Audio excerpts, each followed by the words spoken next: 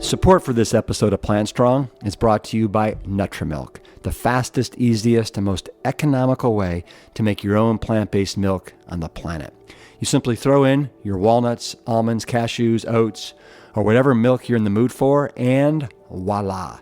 In addition to making plant-based milks, the Nutrimilk can make nut butters, sauces, dips, veggie stocks, spreads, smoothies, you name it. This past weekend, we played around making our own veggie stock using the Nutrimilk, and we were blown away at how easy it was. Veggie stock is the base of much of our cooking, so we were excited to have a fast and convenient way to make our own, eliminating waste and using up all the vegetable scraps. Can't recommend it enough.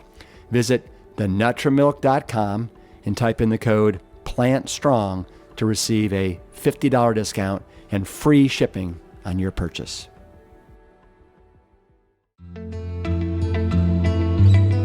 The ketogenic diet, what it does is it places people artificially into ketosis. So by doing a bizarre thing, which is to eat a non-carbohydrate-based diet, which is what humans eat, is a carbohydrate-based diet. But by having them eat a diet that excludes carbohydrates, you put them into ketosis, where they start to burn fat, and when they do that, when the brain shifts over into ketones as opposed to carbohydrate, guess what happens? They're not very hungry. So the damn ketogenic diet works. So people will lose weight on this bizarre diet, which is actually only meant for a dire emergency situation. And when you're eating your own fat, it's perfectly healthy. But when you're eating a bunch of fat and protein from animal products, for example, you're just asking for all kinds of trouble, particularly in the cardiovascular system. So, and just general inflammatory process and everything else. So actually, this is a really stinky, dirty diet that works. There's a saying, in every good lie is an element of the truth. And that's what we're seeing with the paleo and keto diets. There's an element of something good there. But the good we're seeing is super superficial. It's weight loss. But the weight loss derived from these diets comes at a major cost. And that cost is your overall health. Let that sink in for a sec. People on these diets are trading years of a vibrant life for pounds on a scale.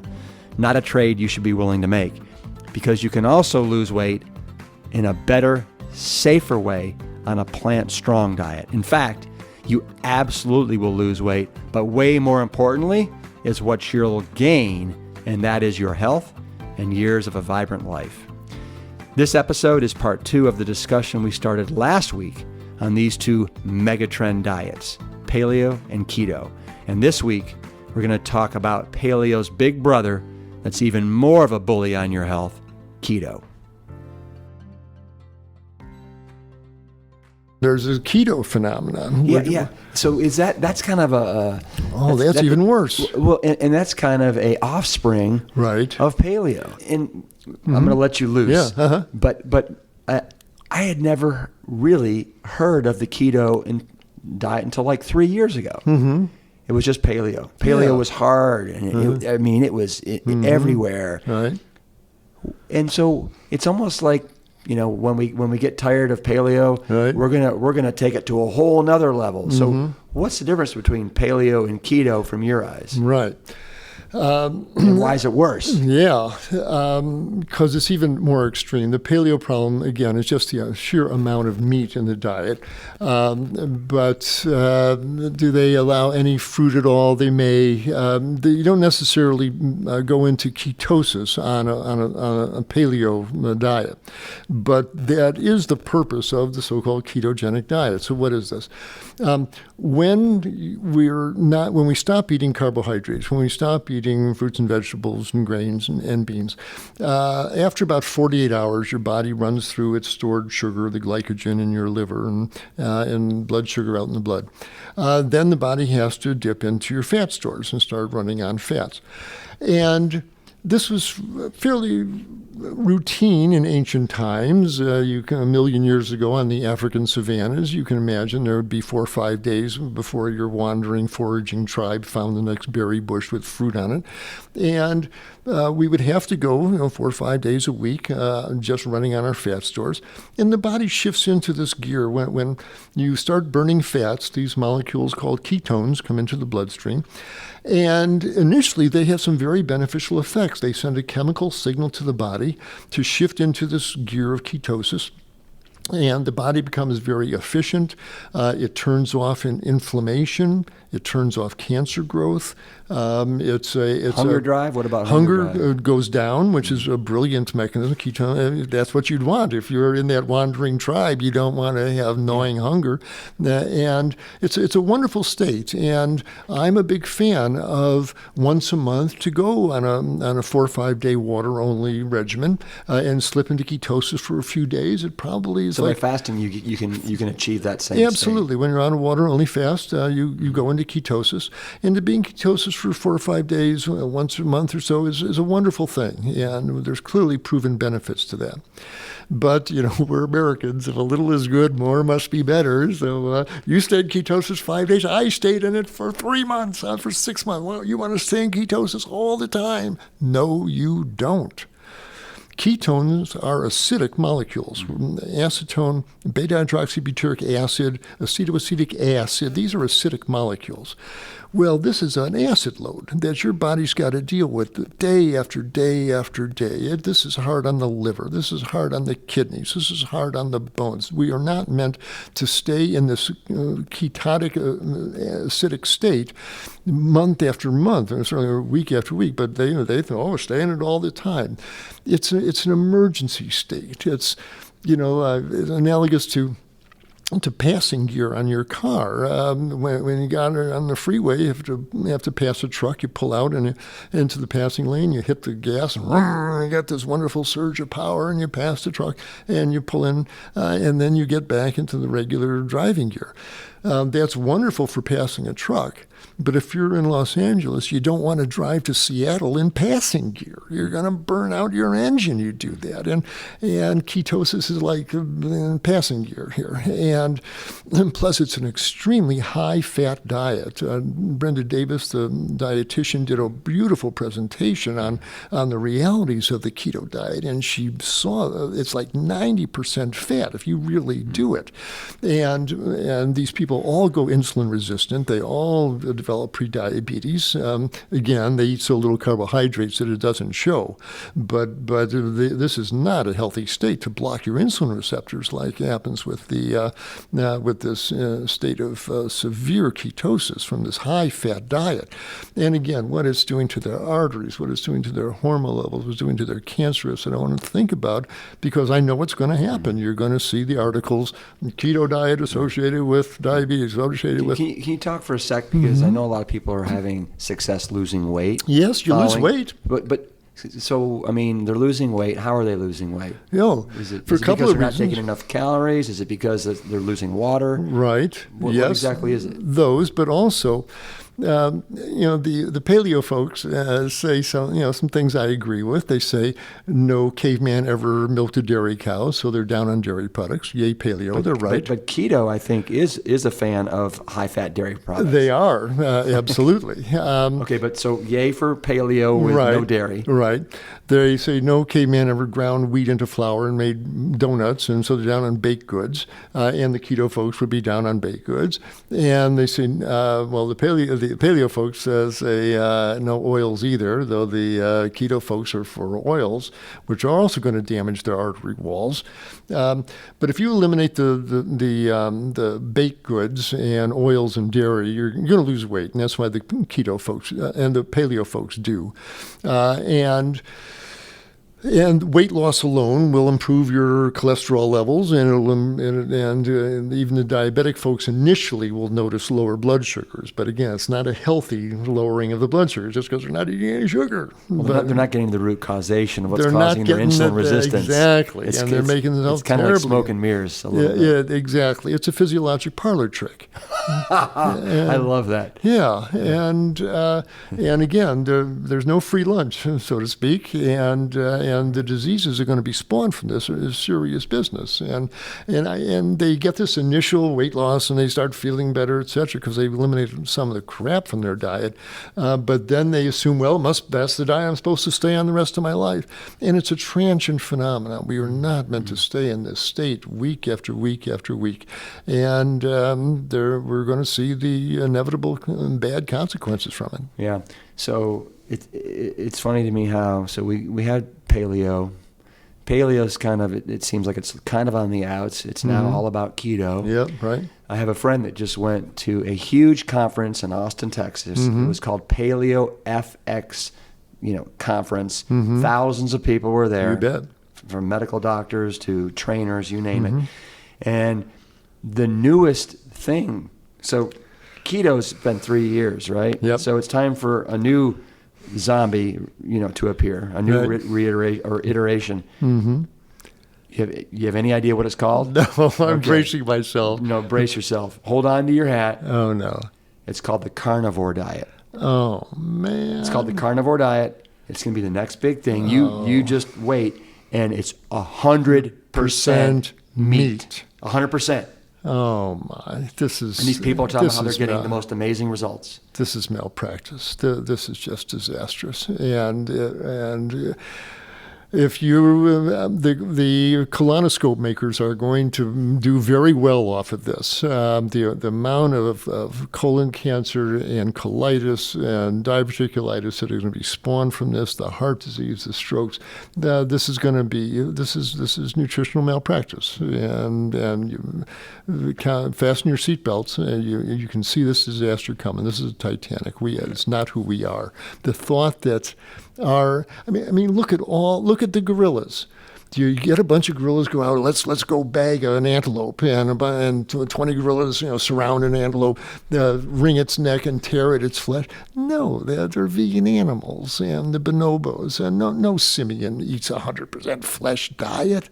This is bizarre. There's nothing natural or scientific about it. They just love the taste of steak in their mouth, and that's all. That's what this is really all about. And I hope they've got good malpractice insurance. And my colleagues promoting this should be ashamed of themselves, and they know better, and they're being seduced and deceived.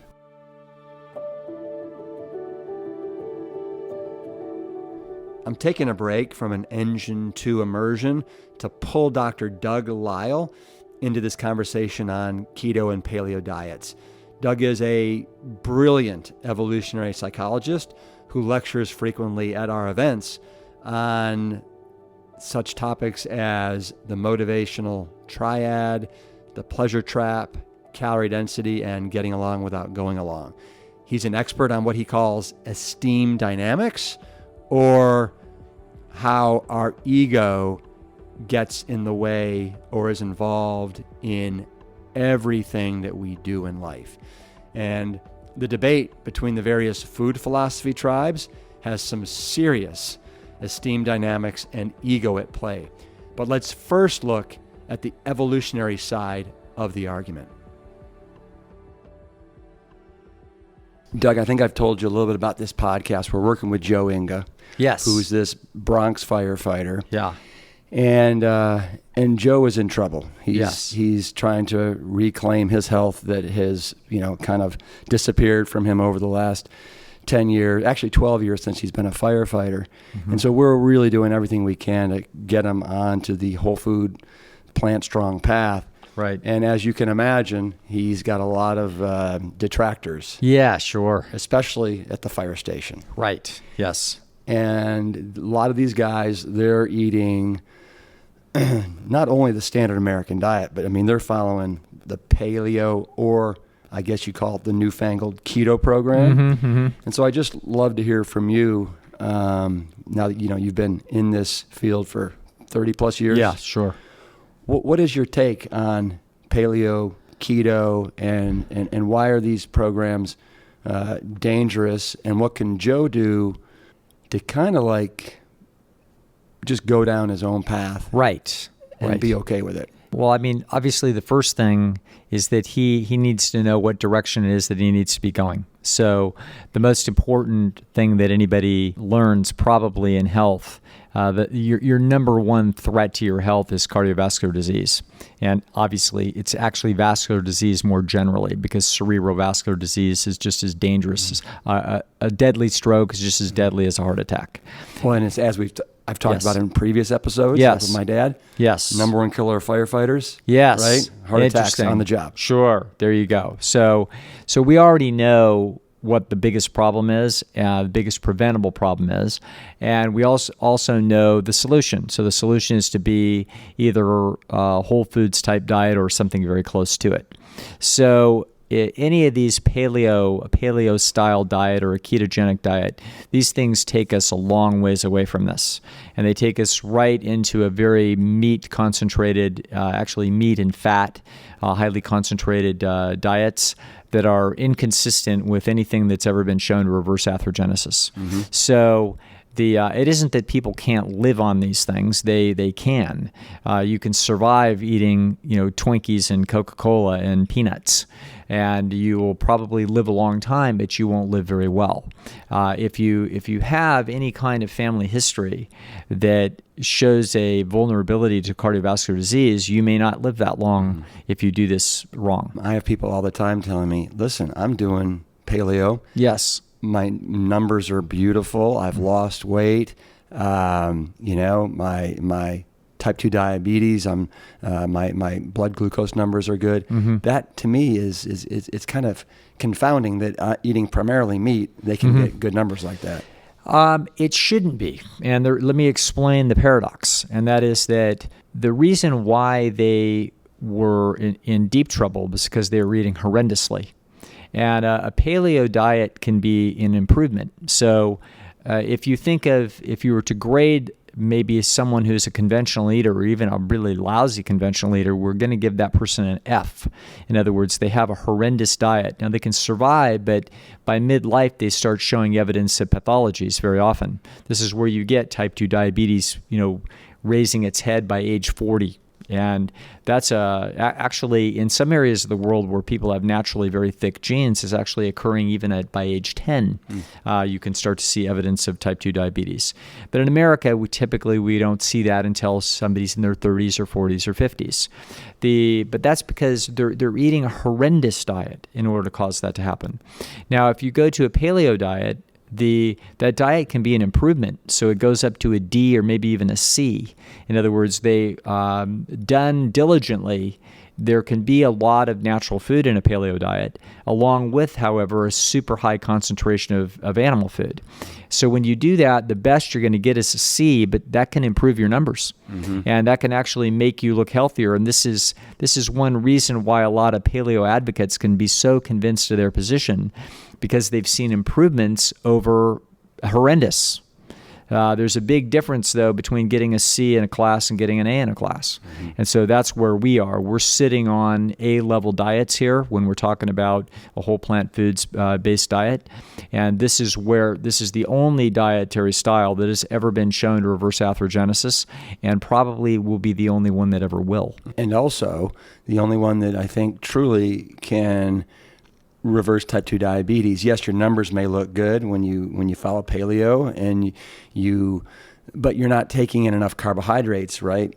That really test your insulin sensitivity.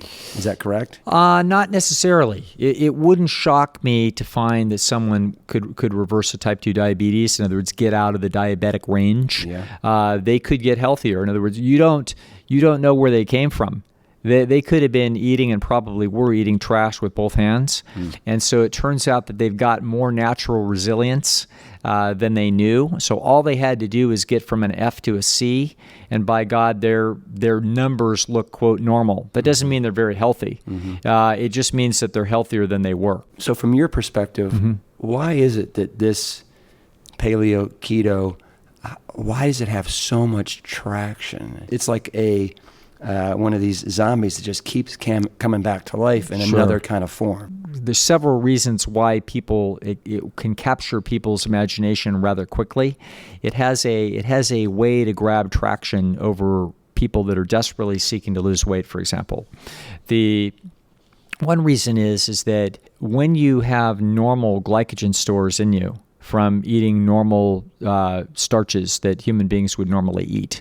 So if you eat bread of any kind, if you eat any kind of carbohydrate, potatoes, rice, beans, corn, oats, any of the major carbohydrates that are eaten worldwide by people, if you were to eat any of that stuff, what's going to happen is that you're going to store glycogen. Now, you're going to store it in your liver and you're going to store it in your muscles. So you could easily have, for example, a pound of glycogen in you. And you probably do a lot of the time. Now, when you have a pound of glycogen in you, the way that nature works for people is you'll also store an additional 2 pounds of water for every pound of glycogen. So you're walking around with, like right now, I probably have 1.5 pounds of glycogen in me, because I don't feel very hungry right this minute. So that's probably what I've got. So that's corresponds to probably 2,500 calories that are in me in order to be utilized before I would be run out of glycogen, which is kind of like your gas tank running dry. And then your emergency fuel system is fat.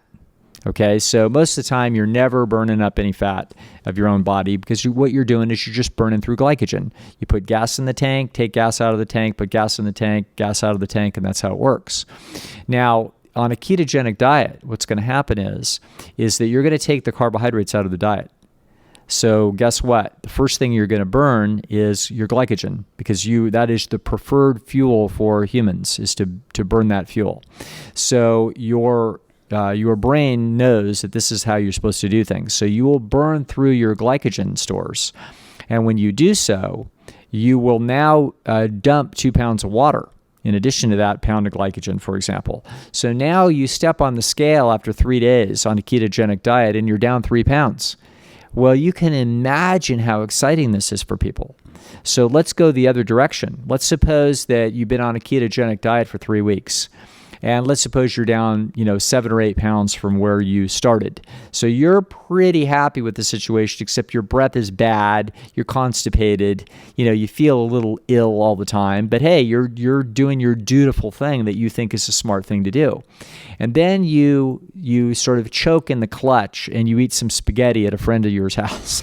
Okay, so you go ahead and do this, and you're craving it because you're designed by nature to crave these natural carbohydrates. So you now eat yourself a plate full of spaghetti, and you wake up the next day, and you're 3 pounds heavier. Right. And that's because you now have some glycogen in you, and you've absorbed some water to support that glycogen. And now you think to yourself, oh my God, it's just like the keto geniuses say, carbohydrates make me fat. Well, they don't make you fat. You haven't gained any fat at all. In the same way, you didn't lose any fat those first few days on the keto diet, but your weight dropped. And so because people are using the scale as the method for tracking, they are very confused and seduced by a ketogenic diet. So that's one reason why the ketogenic diets will always have tremendous popularity. It's kind of like a credit card. It makes you feel rich, when in fact, it's just digging yourself into debt. Yeah. So that's one reason. Yep. Okay. What's another? Well, another reason is that when people are not designed to be in long-term ketosis. So when we were in long-term ketosis, we were in an emergency situation. So it's going to turn out that a fairly a widespread adaptation in the animal kingdom is to go through a set of adaptations in what we call water-only fasting. So when you have no food at all, what will happen is after the first 24 hours or so, you will burn through your glycogen stores, just like I was talking about. And then the gas tank is empty. And now you're in an emergency situation. And what's happening now is you will start to burn fat. So if we take all of the glucose out of you, now you will start to burn fat stores. Now something else happens. Very often when animals, including humans and protohumans, the reason why they didn't have any food is that they were either very sick or they were badly injured. So it's very interesting that those are two characteristic features that will lead to water fasting. A third would be starvation, but it's going to turn out that that's not going to be as common as being sick or being injured. And so it will turn out that when people are water fasting, when they don't have any food, what will happen is that they surprisingly become not very hungry. This, we believe, is a deep, brilliant evolutionary solution to the problem of being badly injured or ill. So basically, you need to get yourself to a place where you're not too far from a water supply, but you're hidden or you're protected. And then it will turn out that nature will not cause you to be very hungry while you are eating your own fat stores. So this is well known. In other words, I haven't operated, but I've been involved with TrueNorth Health Center for 35 years, where we are the preeminent research facility in the world for long-term water fasting. So we will routinely fast people up to 40 days. And what you'll find is that after 2 or 3 days on water fasting, very few people are hungry. So that you're very hungry the first 24 hours as you enter the fasting state. After you kick over into ketosis, you are surprisingly not very hungry, and sometimes not at all. So this is it's an evolutionary trick that helped our ancestors make really good decisions when they were ill. Don't go out there or sick. Don't go out there and walk on a bad injury trying to find food, when what you need to do is stay protected to make sure that don't get bumped off by a predator. You don't want to have anything see you limping. And when you're very ill, you don't want to be out there in the wild moving slow and clearly compromised. You want to be as safe as possible. So a behavioral adaptation that evolved was to get still, okay, and get comfortable enough and not be ravaged by a hunger drive that you would think would be escalating the longer that you fast, but in fact does not work that way. And this is well known in the animal kingdom. It's well known. Farmers will tell you when an animal is sick, they don't want to eat. And then once they resume eating, you know that they're well. Okay, so the ketogenic diet, what it does is it places people artificially into ketosis. So by doing a bizarre thing, which is to eat a non-carbohydrate-based diet, which is what humans eat, is a carbohydrate-based diet. But by having them eat a diet that excludes carbohydrates, you put them into ketosis, where they start to burn fat. And when they do that, when the brain shifts over into ketones as opposed to carbohydrate, guess what happens? They're not very hungry. So the damn ketogenic diet works. So people will lose weight on this bizarre diet, which is actually only meant for a dire emergency situation. And when you're eating your own fat, it's perfectly healthy. But when you're eating a bunch of fat and protein from animal products, for example, you're just asking for all kinds of trouble, particularly in the cardiovascular system. So, and just general inflammatory process and everything else. So actually, this is a really stinky, dirty diet that works. Yes. So, and I've heard you say numerous times, it's a dirty fuel. Yes. It's a dirty fuel source. It absolutely is a dirty fuel source. Any physiologist or physician could tell you this that's done any studying at all. So certainly it's well known that this high-protein diets are very tough on the body. This is very tough on the kidneys. This is not a place to go just in general. Mm-hmm. There's a lot of housekeeping that needs to take place. The bloodstream winds up moving itself over into an acidic range, which is difficult and requires compromise. So there's, not to mention that it's generally highly inflammatory. So this is why when people move to a healthier diet that excludes or vastly reduces animal foods, they wind up with a better, essentially a benign situation with respect to their blood, with respect to the pH balance in their blood. And they will very often wind up with a significant anti-inflammatory effect, which can make them much more comfortable with a variety of pathological conditions, from ulcerative colitis, rheumatoid arthritis, Crohn's disease, all kinds of things. So that same inflammatory process, by the way, is involved in what's going on in the cardiovascular system that is so damn dangerous. So this is the work that your dad has done. Essentially, your dad put people on a spectacular anti-inflammatory diet that enabled everything to calm down and for people to get healthy. For Joe or anyone else that has any kind of cardiovascular risk, which is actually most people, it is foolhardy to actually continue to eat a standard American diet, and it's probably worse to eat a paleo diet. Depends on what that paleo diet looks like. So if you were to eat a true paleo diet that was 80% of it was from unprocessed plant food and there was a modest amount of animal food, hey, you might be in pretty good shape. But that's not what this has turned into. What this has turned into is good news about your bad habits. The problem is that people are attracted to really rich foods. It isn't just people, it's all animals. So all animals love, the higher calorie density the food is, the better they like it. And animal food is very rich in calories. And so as a result, that's why people did go to the trouble of hunting animal food. That is why they sought out in Paleolithic times. They did what they could do to get that animal food, but it wasn't the basis of their diet. It was an important addition for a creature that was struggling to get enough calories to survive. So we now can tell you can't solve the problem of what people should be eating by what you believe that they ate in the past. This is what's called an appeal to nature fallacy. This is actually a fallacy in philosophy, and it's a fallacy in science. Sedona is possibly the most beautiful place in the continental U.S. And in my opinion, there's no better backdrop for personal transformation and reflection than those red rocks and glorious sunsets. I invite you to join the Engine 2 team this fall from September 30th to October 4th for a 5-day retreat focused on helping you launch a successful path into living your biggest, brightest, most beautiful life. We'll reinforce the right daily habits and build a strong foundation that you can continue at home. We'll do before and after weight, blood pressure, and blood work so you can see with your own eyes how powerful plants are on your inner biochemistry in as little as 5 days. We've taken thousands of people on this voyage, and it never gets old. Witnessing the transformation and the confidence people find when they empower themselves and take back their health, nothing better. Visit engine2.com and click on events for more details and to join us. So would you consider this another reason right now? Because we talked about, yes, the first thing was how basically no water.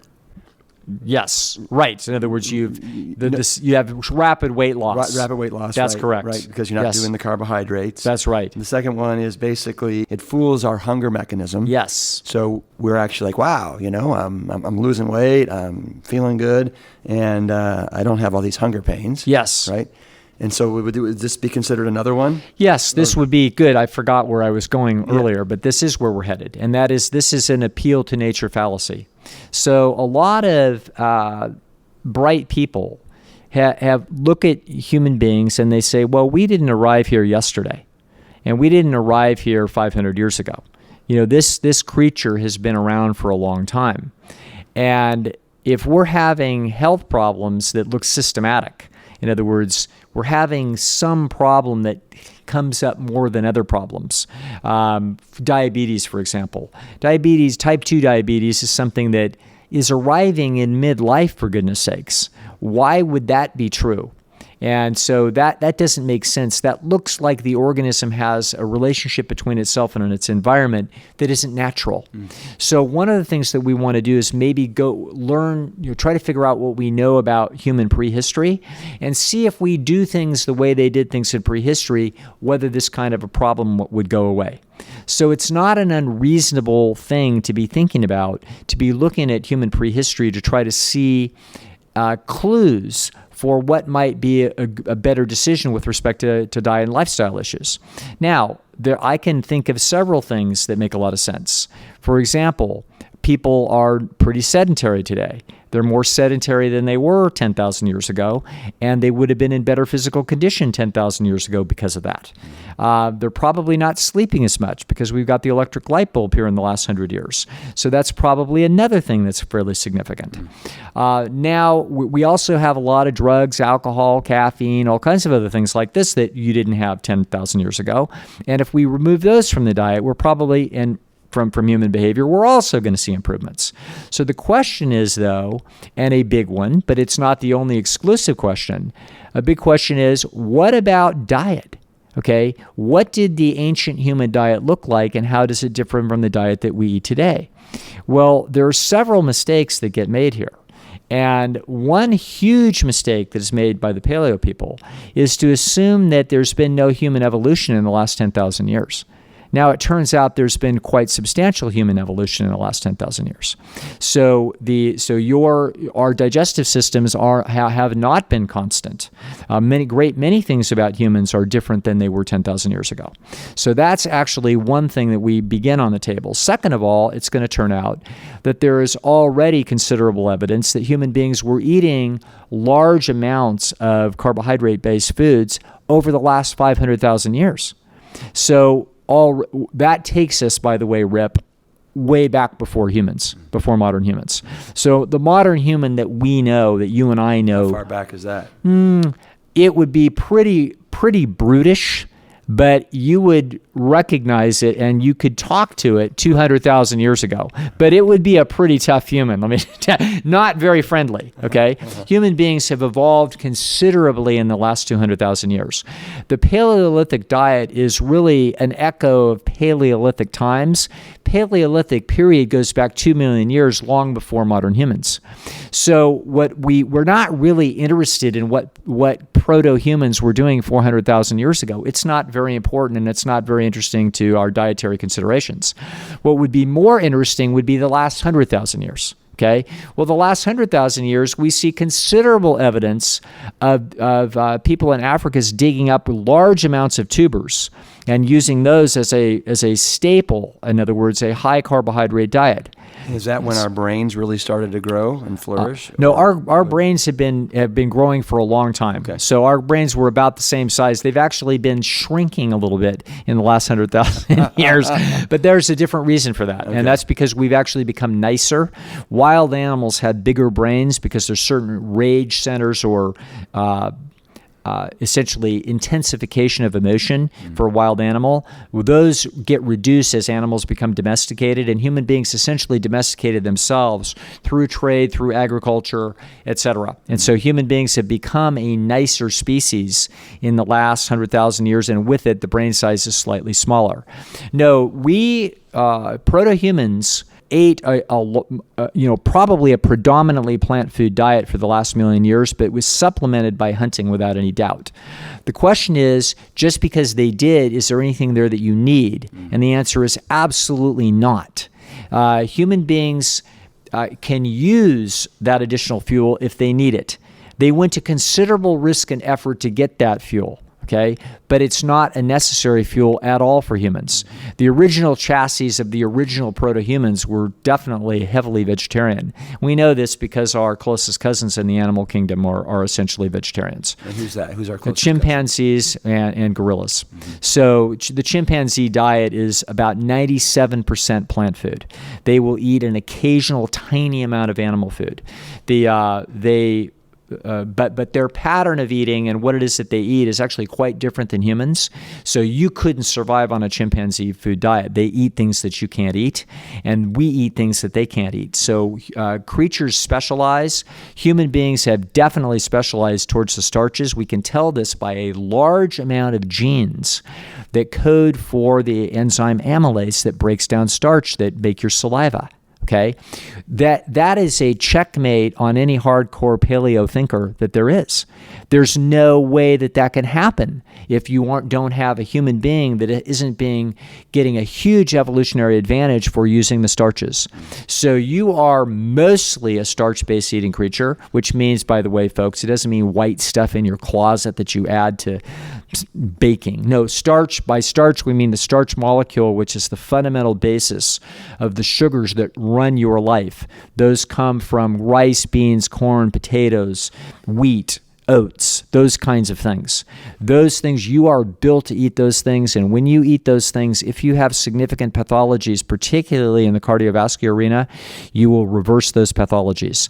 That will never happen on a paleo diet because it can't. For people that don't know, yes, what are the macronutrients that are in meat, and what is it missing out on? You mentioned it just a second ago, but just for people that aren't sure. What meat is it's just basically fat and protein.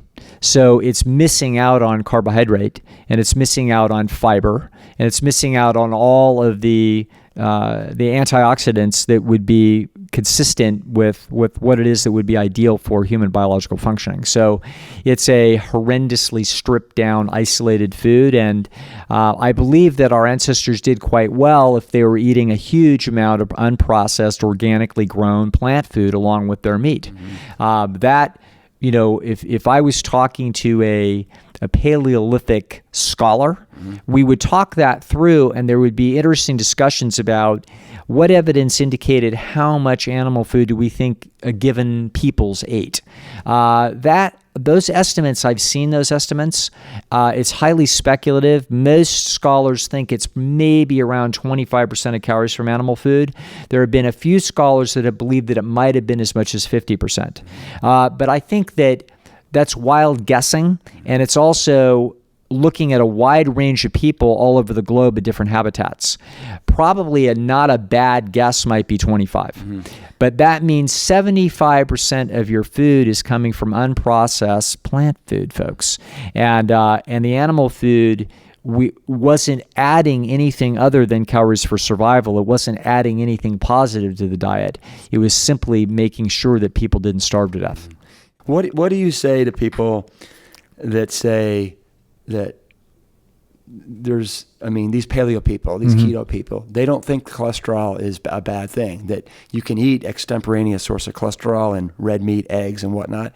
What would you say to that, to the saturated fat, right? They don't believe saturated fat's bad. Well, I would say this, and that is that the human body is amazingly resilient. And so it's kind of like eating these kinds of foods, eating animal foods in any quantity at all, and eating processed, stripped down, denatured plant food as well, junk food. These kinds of things, this is like putting little dents in your car door. Okay, it's just ding, ding, ding, ding. It's kind of like also not changing your oil very often in your car. So you can get away with it. You can go 5,000 miles, 6,000 miles without changing your oil. However, you're not going to see evidence of the trouble right away. You got to wait till you go 70 or 80,000 miles. Then we start winding up with a big bill. And that's what happens when people wind up flat on their back in a hospital at 64 because they got serious trouble and they got 3 stents in their heart. Okay, so this is the reason. So my long answer is the reason they aren't worried about it is because the effects are not immediate and they are not graphic. They are long-term, they are subtle, and they can put up with a tremendous amount of abuse. So people can do this, they can abuse themselves, and it can look like everything's fine. But the truth is everything is not fine. That's why we have science to give us a microscope into your microbiology so that we can actually see what's happening inside you that you can't see with the naked eye. That's why we have great research institutions and fine scientists that look at these things very, very carefully. That's why we have a Dr. Esselstyn. That's why we have a Dr. Campbell. That's why we have a Dr. Barnard. That's why we have these people that can see for us what you can't see with the naked eye. And unfortunately, there will be fad diets and the gimmicks that will trick people into thinking that they have skinned the cat and that they've found some shortcut around the laws of nature.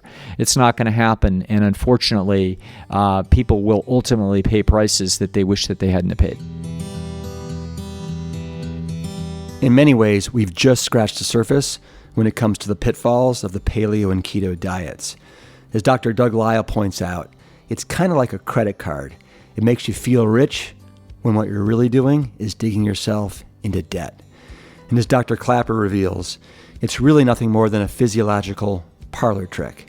And of course, we haven't even begun to talk about how these diets disrespect the animals and trash the planet. I think you can rest assured we'll be revisiting the ills of paleo and keto in future episodes of Plant Strong. I want to thank my co-creator of the podcast, Scott Battisil and 10% Media, Lori Kordowich, producer extraordinaire, and the Engine 2 director of events, Bumble Media for this podcast production, and Brandon Curtis for everything in between. Thanks to Whole Foods Market for believing in me and giving me a platform for the last 10 years. Special thanks to Joe Inga, our Bronx firefighter, for your courage to not only change your life, but also allowing us to share your story along the way. And lastly, I want to thank my father and mother, Dr. Cobble B. Esselstyn Jr.